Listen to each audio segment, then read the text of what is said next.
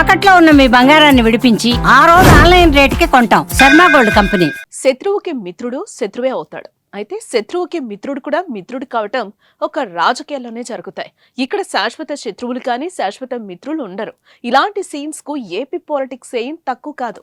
తాజాగా అలాంటి hot topic ఒకటి జరుగుతోంది తెలుగు రాజకీయాల్లో. అదే మంత్రి నారా లోకేష్ రాజకీయ వ్యూహకర్త ప్రశాంత్ కిషోర్ తో భేటీ.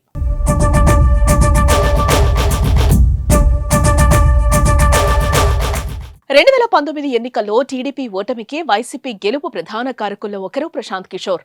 వైసీపీ పార్టీకి వ్యూహకర్తగా పనిచేసి ఆయన జగన్ను గెలిపించడంతో కీలక పాత్ర పోషించారు. ఐపాక్ ద్వారా కార్యకలాపాలను నిర్వహించి ఆ ఎన్నికల్లో జగన్ గెలుపుకు, చంద్రబాబు ఓటమికి కారణమయ్యారు.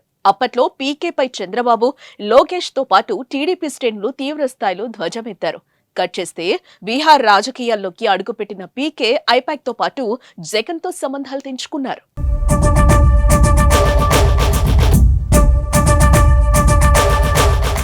అంతేకాదు, ఎన్నికలకు ముందు లోకేష్ ను కలిశారు. ఎన్నికల్లో అనుసరించాల్సిన వ్యూహంపై చర్చించారు.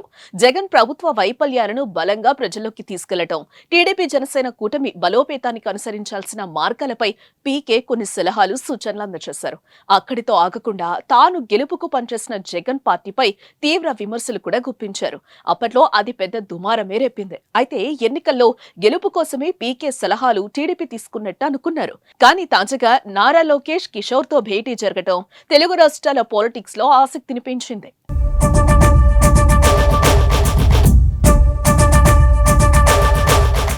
మంగళవారం ఢిల్లీ వెళ్లిన మంత్రి నారా లోకేష్ రాజకీయ వ్యూహకర్త ప్రశాంత్ కిషోర్ తో భేటీ అయ్యారు.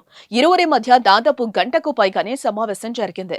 ప్రస్తుతం ఎటువంటి ఎన్నికలు లేవు. కానీ ఈ సమయంలో ప్రశాంత్ కిషోర్ తో లోకేష్ సుదీర్ఘంగా చర్చించడం హాట్ టాపిక్ గా మారింది. వీరిద్దరూ ఏ విషయాలపై చర్చించారనే చర్చ జోరుగా జరుగుతోంది. తెలంగాణలో టీడీపీ బలోపేతంపై ఇరువురు నేతల మధ్య చర్చ జరిగినట్టు ఓ వార్త వైరల్ అవుతోంది. తెలంగాణలో టీడీపీ ఏ విధంగా ముందుకెళ్లాలి అనే దానిపై ఇరువురు మాట్లాడుకున్నట్టు పొలిటికల్ సర్కిల్స్ లో జోరుగా చర్చ జరుగుతోంది. దాంతో పాటు 6 నెలల్లో ప్రభుత్వం పనితీరు, అమలు చేస్తున్న పథకాల గురించి లోకేష్ వివరించినట్టు సమాచారం. ఏదేమైనా వీరిద్దరి భేటీ వెనుక రహస్యం మాత్రం రాజకీయాలను రంజుగా మార్చింది. మరి ఈ భేటీపై మీ అభిప్రాయాన్ని కామెంట్ చేయండి.